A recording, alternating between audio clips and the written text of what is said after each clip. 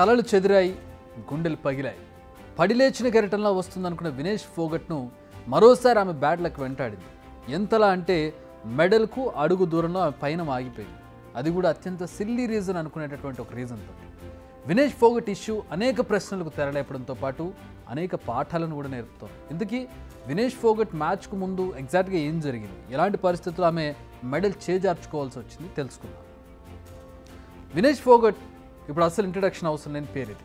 ఆమె రెజ్లర్ మాత్రమే కాదు, ఆమె ఉద్యమకారిణి కూడా. అనుకున్నదంటే సాధించే వరకు నిద్రపోని మనస్తత్వం తనది. ఈ విషయం ఇండియాలో అందరికీ తెలిసిందే. అదే కసితో ప్యారిస్లో అడుగుపెట్టింది వినేష్ ఫోగట్. ఓపెనింగ్ రౌండ్లోనే వరల్డ్ నెంబర్ 1 రెజ్లర్ యూ సుసాకిని మట్టి గర్పించింది. ఆ తర్వాత క్వార్టర్ ఫైనల్, సెమీఫైనల్స్లో కూడా అదరగొట్టింది. ఒలింపిక్స్ రెజ్లింగ్ ఫైనల్స్కి రీచ్ అయిన ఫస్ట్ ప్లేయర్గా చరిత్ర సృష్టించింది వినేష్ ఫోగట్. అయితే గోల్డ్ లేదా సిల్వర్ ఏదో ఒక మెడల్ ఫిక్స్ అనుకున్నాం. దీంతో ఇండియాలో టాక్ ఆఫ్ ది నేషన్గా మారిపోయింది. దీనికి ఆమె పాస్ట్ కూడా కాస్త కారణమైంది. బట్ ఇంతలోనే ఒక చేదు వార్త, నిజానికి అందరికీ షాక్ ఇచ్చే వార్త. వినేష్ ఫోగట్పై ఒలింపిక్స్ కమిటీ అనర్హత వేటేసింది. వినేష్ ఫోగట్ ఉండాల్సిన బరువు కంటే 150 గ్రాములు ఎక్కువగా ఉంది. ఇదే ఆమె అనర్హత వేటుకు కారణమైంది.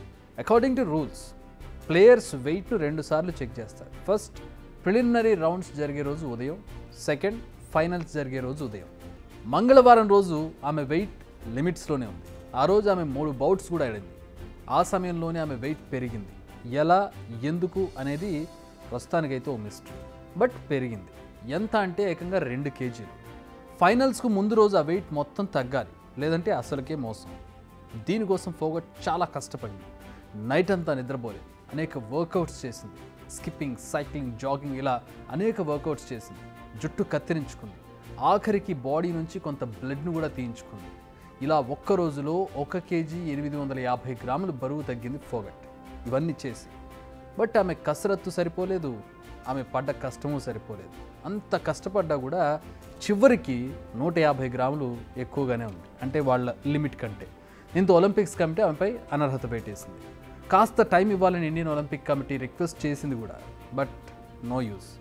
2016 రియో ఒలింపిక్స్, 2020 టోక్యో ఒలింపిక్స్లో ఫోగట్ 53 కేజీల విభాగంలో పోటీ పడింది. కానీ ప్యారిస్ ఒలింపిక్స్కి వచ్చేసరికి 50 కేజీల విభాగంలో బరిలోకి నిలిచింది. అప్పుడు నిరాశ ఎదురైంది. ఈసారి గెలిచి సత్తా చాటితే ఈసారి కూడా అదృష్టం సహకరించలేదు. దీంతో ఆమె పథకం ఆశలు ఆవిరయ్యాయి. ఇండియా మెడల్స్ లిస్టులో చేరుతుందనుకున్న పథకం కూడా చేజారిపోయింది. ఫోగట్ ఇంకొక 50 గ్రాములు తగ్గినా బాగుండేది, ఎందుకంటే 100 గ్రాముల అదనపు బరువు ఉంటే ఎక్సెప్షన్ ఇస్తారు. కానీ ఫోగట్ 150 గ్రాములు ఎక్కువగా ఉండడంతో మెడల్ రేస్ నుంచి తప్పుకుంది. అంటే ఆమె కేవలం 50 గ్రాముల బరువు వల్ల ఈ పరిస్థితిలోకి వచ్చింది. ఒలింపిక్ కమిటీ ఏకంగా అనర్హత వేటు వేయడంతో ఆమె ఇప్పుడు ఏ మ్యాచ్ ఆడే ఛాన్స్ లేదు, ఏ పథకం రాదు.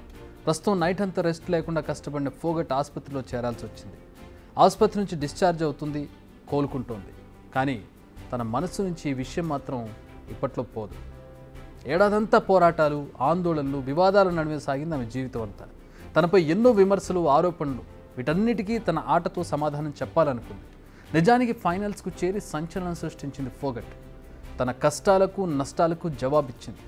పసిడి పట్టుకు సిద్ధమైన టైంలోనే ఇలా జరిగిపోయింది. ఆమె ప్యారిస్లో పథకం గెలవకపోవచ్చు, కానీ భారత్లో మాత్రం ప్రజల మనసులు గెలుచుకుంది. సోఫార్ ఆమె జర్నీని బట్టి ఇందులో ఎలాంటి డౌట్ లేదు. బిగ్ టీవీ అవుట్లుక్ కథనాలు నచ్చితే వెంటనే బిగ్ టీవీ ఛానల్ ను సబ్స్క్రైబ్ చేయండి.